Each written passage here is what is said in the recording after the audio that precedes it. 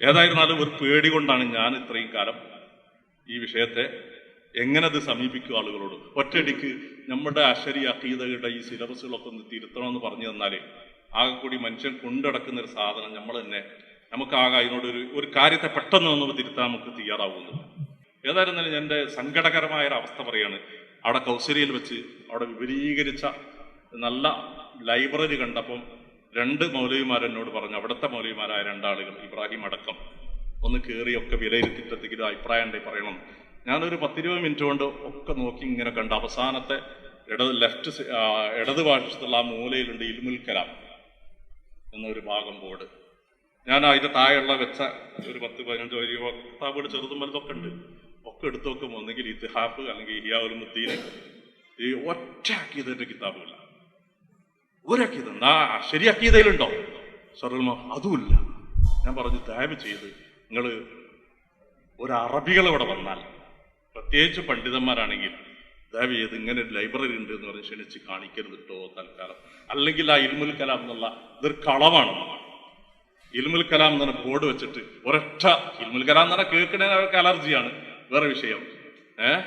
ഉസൂൽ സുന്ന, ഇത്രയെല്ലാം കിതാബുകൾ, ഒരു 2 കിതാബ് പോലും ആ ഭാഗത്ത് കൊണ്ടുവെക്കാൻ നമുക്ക് കിട്ടിയിട്ടില്ല.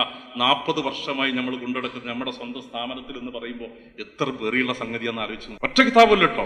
ഞാൻ പറഞ്ഞു, ദയവ് ചെയ്ത് നിങ്ങൾ തൽക്കാലത്തേക്ക് ഇൽമുൽ കലാം എന്നുള്ള ആ ബോർഡെങ്കിലും അടുത്ത് മാറ്റി വെക്കും. കിതാബ് എടുത്തിട്ട് മതി ആ ബോർഡൊക്കെ അവിടെ വെക്കുന്നത്. ഇത് ഏകദേശം നമ്മളൊക്കെ ആ ദൈവബന്ധിയ എന്ന് പറഞ്ഞ് നമ്മൾ ഇത്രയും കാലം അഭിമാനിച്ചുകൊണ്ടിരിക്കുന്ന ദാറുലും ദൈവബന്ധിന്റെയും അവസ്ഥ ഇതിൽ നിന്ന് വിഭിന്നമാകാൻ സാധ്യതയുണ്ട്. നിങ്ങൾക്ക് കാണാം വേറെ ചില പോരായ്മകൾ, അഖീദത്തുൽ അശ്ശരിയിലുള്ള പോരായ്മകൾ.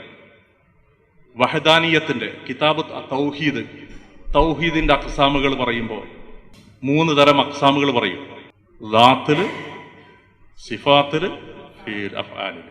ദാത്തിൽ അല്ലാഹു വാഹിദാണ് എന്ന് പറഞ്ഞാൽ അതിന്റെ അർത്ഥം തന്നെ പറഞ്ഞത് മുറക്കബല്ലാണ്. കാരണം ഇവരാകെ ഈ മുറക്കബും ജിസ്മും പിടിച്ചു വെച്ചിരിക്കുക. അതാണ് ഇവിടെ റസൂല്. അള്ളാഹു മുറക്കബാണ്. ആരവിടെ പറഞ്ഞുകൊണ്ട് കിടക്കുന്നത്? പിന്നെ അള്ളാഹുവിന്റെ ദാത്ത് പോലെ ദാത്തുമില്ല. സിഫാത്തുകളിൽ അള്ളാഹുവിന്റെ സിഫത്തുകളെ പോലെ സിഫത്ത് മറ്റാർക്കും ഇല്ല. പിന്നെ ഫീലിലെ സിഫത്താണ് ഏറെ ആശ്വാസകരമായത്.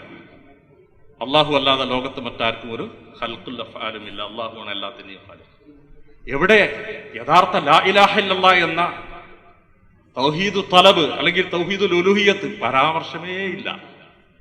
അങ്ങനെ ഒരു വിഷയം, ഒരു ചെറിയ പോരായ്മ, അത് ചെറുതായിട്ടാണ് ഞാൻ കാണുന്നത്. വേറൊന്ന്, സിഫാത്തുകളെ 20 ചുരുക്കി കളഞ്ഞിരിക്കുകയാണ്. ആ 20 ഒക്കെ അവിടെ വേണമെങ്കിൽ ചുരുക്കി കിഫായത്തുൽ അവാമിലൊക്കെ പറഞ്ഞു വെച്ചിട്ടുണ്ട്, 7 ചുരുക്കി വെച്ചിട്ടുണ്ട്. പിന്നെ ബാക്കി വിഷയങ്ങൾക്കൊന്നും ഒരു ബഹ്സും കാണുന്നില്ല. ചില പോരായ്മകൾ നമ്മുടെ ഇന്നത്തെ സിലബസിൽ ഉണ്ടെന്നത് ഒഴിച്ചുകൂടാൻ പറ്റാത്തതാണ്.